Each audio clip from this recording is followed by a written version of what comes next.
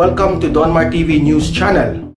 So Leni Robredo is really a traitor to her country. She's shameless. She's shameless talaga. She's the ally of the CPP, NPA, NDF. And I'm saying that for the record. Ngayon ko lang siguro ito sasabihin. The drug war report of Leni Robredo to the UN was also part ng ganitong tactical alliance. Sa pakikipagsabwatan, Leni Robredo, imbis na makipag-usap before siya magsalita sa isang international forum na pwedeng gamitin laban sa gobyerno at estado, ang kanyang kinuha ng mga data ng RISE.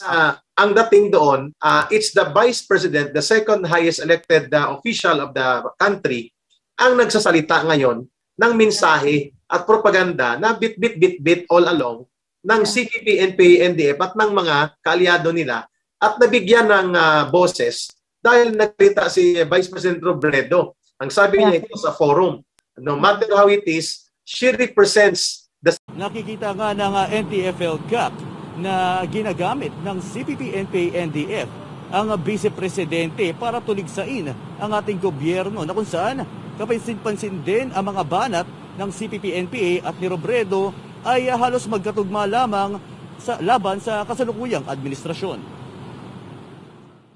Mabibigat ang mga banat nila NTF-ELCAC Yusek Lorraine Badoy, dating kadre na si Jeffrey K. Eric Celis at retired General Antonio Parlade panel ukol kay Vice President Leni Robredo. Sinabi pa nila na may koneksyon umano ang makakaliwang grupo sa pangalawang Pangulo. Ayon kay Ka Eric, ginagamit umano ang Vice Presidente para maging bibig ng CPP, NPA, NDF para siraan ang kasalukuyang administrasyon na ang pangunahing layunin ng communist terrorist groups.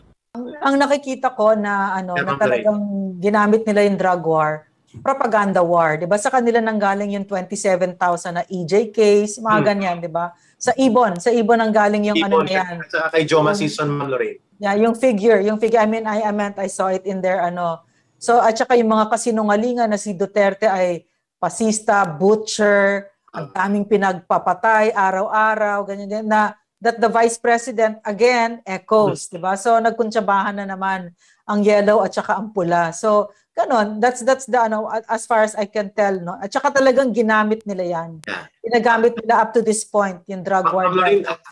In fact, they established Misana a so-called tactical broad alliance on that aspect of issue, yung AGK para magkaroon ng atensyon ng UN at International Criminal Court of Justice sa Pilipinas, yung Rise Up.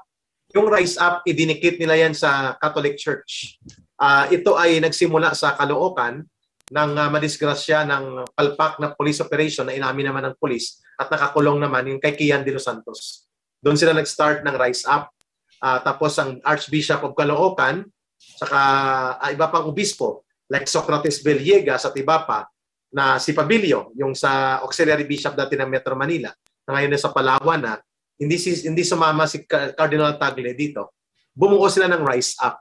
Kunwari ay tinutulungan nila maghanap ng legal aid support for filing of cases doon sa mga pinatay daw sa illegal police drug war operations. Pero ang layunin nila talaga hindi dito sa lokal. Tama ka, Ma'am Lorraine and General Parlade.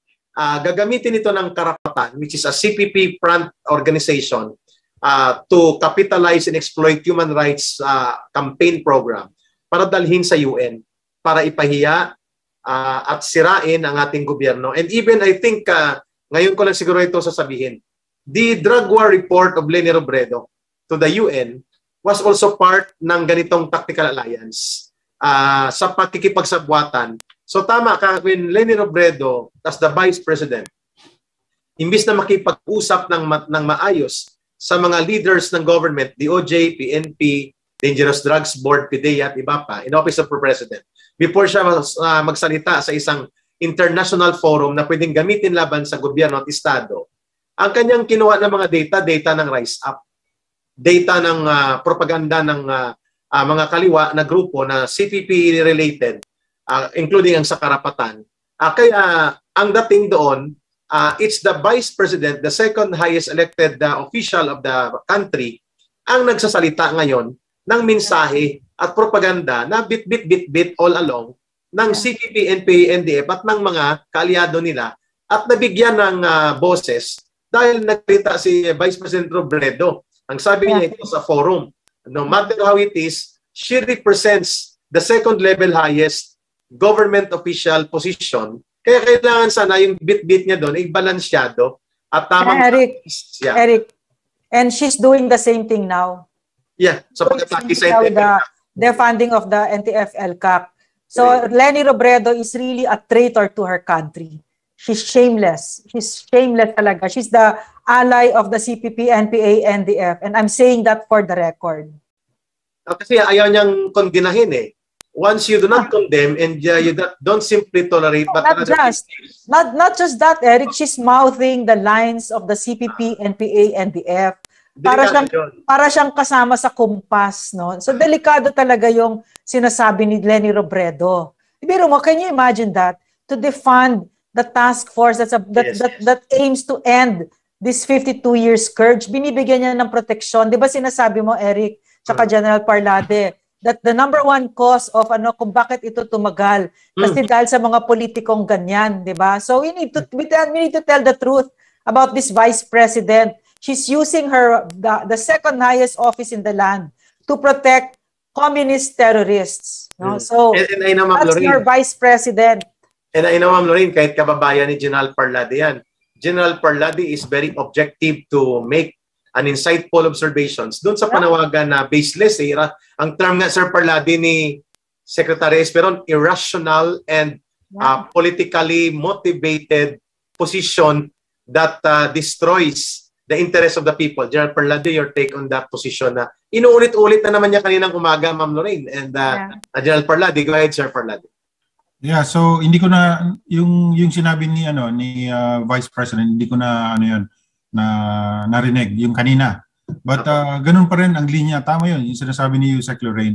So balikan ko lang yung problema dun sa drug war, Talagang sakayan, sinasakyan lang nila yung issue na kinakaharap natin. In fact, maalala niyo yung sa forum na yan dun sa Quezon City yung pinasok. Ang kalahati noon, mga kamag-anak ng alleged victims of war on drugs. Oo. But ganun sila ka pursigido, ganun sila kagaling magmaniobra to the point na pati yung German embassy nakuha nilang sponsor. Ang puro na yun ay weaponizing criminalizing dissent and weaponizing the law. And yet, wala silang representante ng gobyerno na inimbita nila doon. But ang pinaka-objective talaga noon ay i-radicalize, i-agitate yung mga kamag-anak ng mga victims ng war on drugs. Nandun sila, 1/3 noon or 1/2 noon sa room na yun. Mga possible, mga potential recruits nila. Kasi kaya yun yung binabalansya nila kay Eric.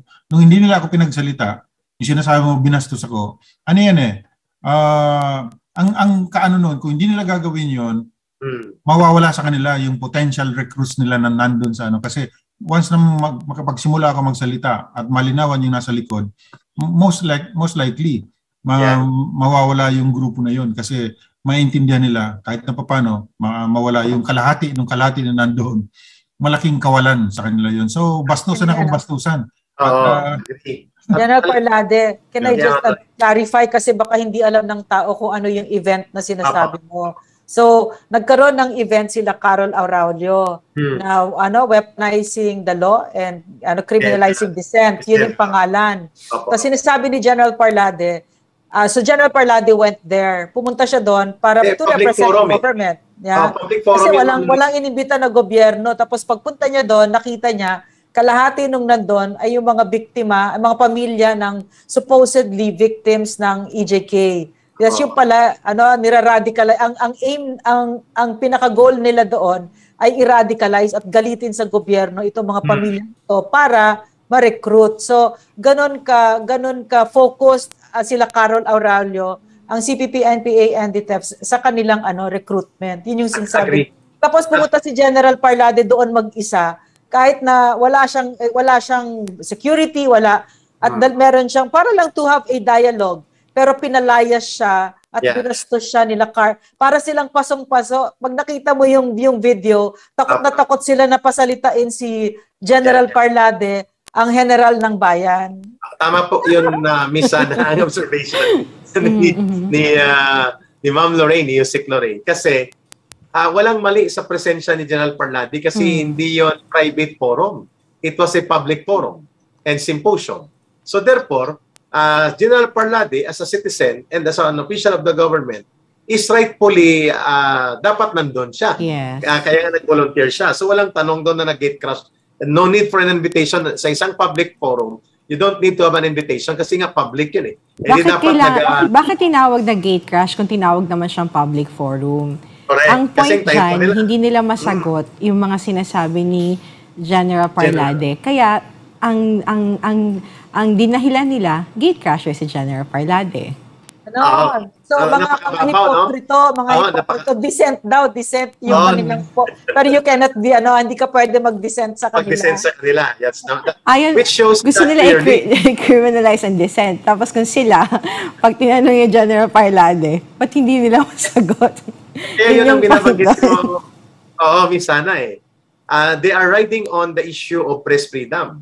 As if sila ay awang-awa sa nangyari daw na pang-aalipusta sa ABS-CBN at sa Rappler. Kalokohan, when the CPP, NPA, NDF will be able, na hindi naman pwedeng mangyari yan at hindi natin pahintulutan, hypothetically and theoretically speaking, kapag silang nasa gobyerno, ang unang kukumpiskahin nila, maliban doon sa ABS-CBN, kasama na of course ang SMNI at lahat ng media outlets, schools, lahat ng may mga patungkol sa information, at tungkol sa paghuhulma ng kaisipan at kamalayan ng tao, iko-control ng CPP, NPA, NDF. So, saan ang demokrasya at kalayaan doon? Di ba panggagamit yan? Na sa panahon na nakikipaglaban sila para makaagaw ng kapangyarihan, para mapabagsak ang gobyerno, sasakyan nilang issue, kagaya ng human rights, press freedom, pero ultimately, sa kanilang paghahari, walang human rights at walang kalayaan doon. Ako ay sigurado na. Eric, so kahit na yung mga politikong nagpapagamit sa kanila ngayon, pag sila ay naupo dyan, ano din sila, mapapabagsakin din sila. So, sila ni Robredo, if by some fantastic miracle naging Pangulo ng Pilipinas, wag naman sana, kawawa naman ng Pilipinas, di ba? Pero kung mangyari yon, kahit yung pambababoy na ginagawa kay Pangulong Duterte, gagawin din sa kanya. Precisely. Diba? Correct. Kung wala si Cory Aquino, at hindi nakaupo yun sa kapangyarihan, hindi nakalabas sila Joma Sison.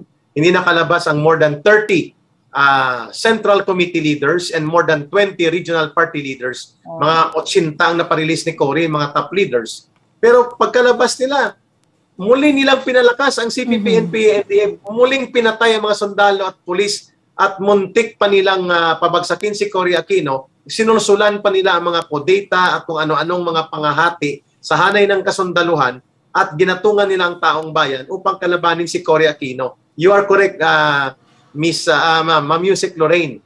Ganon na ganon din ang gagawin nila whoever sits in Malacanang in 2022.